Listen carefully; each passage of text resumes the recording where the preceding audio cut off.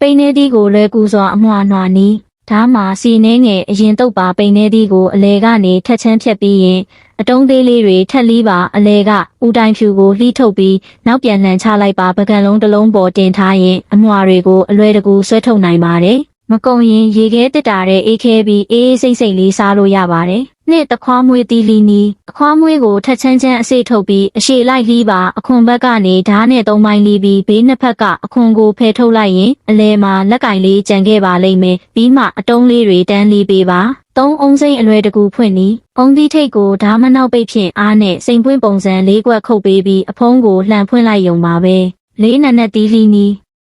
အခွန်ခွာပြီးသားနနက်သီးရဲ့အမဲကွက်တွေကိုပိုက်အမာတစ်ချောင်းသုံးပြီးထိုးထုတ်ပါ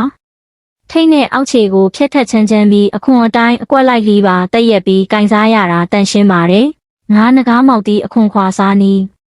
တူနှချောင်းကိုနဂါးမောက်သီးထဲစိုက်ပြီးဓာတ်နဲ့အစိတ်လီးပါအခွန်ကိုဘေးဖြဲချလိုက်ရုံနဲ့အသားကိုတူနဲ့တင်အလွယ်တကူစားနိုင်ပါတယ်6တရက်သီးလီနီးတရက်သီးအောက်ခြေကနေတူတစ်ချောင်းစိုက်ပါဓာတ်နဲ့အပေါ်ကနေအောက်ကိုအခွန်ခွာပြီးပွင့်ဖက်ပုံစံအလွှာလိုက်လီပေးပါခုနှစ်မက်မွန်သီးအစေထုံနီး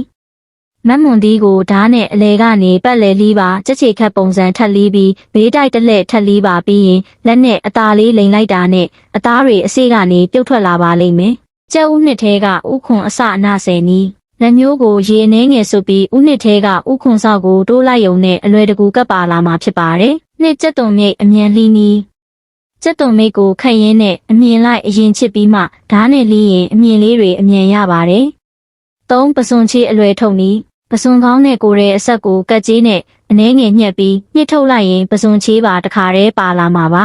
လေးတူအရင်ဖြားခွဲနီးတုတ်ချောင်းတွေကိုစပွဲပေါ်ဖြန့်ပြီးတုတ်ချောင်းအလွတ်တစ်ခုနဲ့အောက်ကနေအသားလေးတွန်းတင်လိုက်ရင်ထိပ်ပိုင်းနဲ့အောက်ခြေတီးတန့်စီအမြန်ခွဲရပါလိမ့်မယ်ငါးကျက်သွန်လီလီရင်မျက်စိမဆက်စေနီးနီးကျက်သွန်နီကိုထက်ချမ်းချမ်းပြီးလှီးမဲ့မျက်နှာပြင်ကိုအောက်ဖက်ထားကရေထဲမှာ2မိနစ်ခန့်စိမ်ထားပြီးမှလှီးပါ6အနှစ်နဲ့အကခွဲနီးကျက်သွန်ဖြူတမွာကိုလက်နဲ့အနှဲငယ်ပုတ်တက်ပြီးနောက်ဦးနှစ်ကိုလက်ချောင်းနဲ့အသားလေးကောက်မလိုက်ရုံနဲ့အကာနဲ့အနှစ်တီးတန့်စီကွဲသွားမှာပါခုနှစ်ဆန်အိတ်ကျိုးဖြုတ်နီးဆန်အိတ်ချုပ်ရိုးရဲ့ကျိုးတပင်ထဲရှိတဲ့ဘက်ကိုမိမိဘက်လှည့်ပါညာဘက်အစွန်းကကျိုးကိုဖြတ်ပြီးနောက်ကျိုးနှစ်ပင်ရှိတဲ့ဘက်ကနေဆွဲလိုက်ရင်အလွယ်တကူပွင့်သွားမှာဖြစ်ပါတယ်ဒီနေ့တော့အချိုပွဲအလှဆင်လေးကိုပြောပြပေးသွားပါမယ်အသေးပုံဆက်ပစ်သီးလုံးနီးဆက်ပစ်သီးကိုစောင်းစောင်းလေးတစ်ချက်လီးပါလီးထားတာကိုတစ်ဖက်လှည့်ပြီးပြန်တွဲလိုက်ရင်နှလုံးပုံစံရပါပြီပြီးရင်အဲ့ဒီနှလုံးသားလေးတွေကိုတစ်ချောင်းချင်းစီတီးပေးလိုက်ပါချစ်သူကောင်မလေးမြင်ရင်အယမ်းပျော်သွားမှာသိကြပါတယ်တစ်သီးကိုဖြန်းကောင်းပုံအလှဆင်နီးပထမဆုံးပန်းသီးအစိမ်းသို့မဟုတ်တစ်တော်သီးကိုအခွန်ခွာပါဆက်ပစ်သီးတွေကိုသွားကြားထိုးရန်နဲ့ထိုးပါပြီးရင်တစ်ခုချင်းစီကိုအခွန်ခွာထားတဲ့အသီးပေါ်မှာလိုက်ဆိုင်ပေးပါနောက်ဆုံးမှာမျက်လုံးနဲ့နှာခေါင်းလေးတက်ပေးလိုက်ပါချစ်စရာကောင်းတဲ့တစ်သီးဖြန်ကောင်လေးရပါပြီကလေးတွေလည်းလူရက်ပြီးစားကြမှာပါ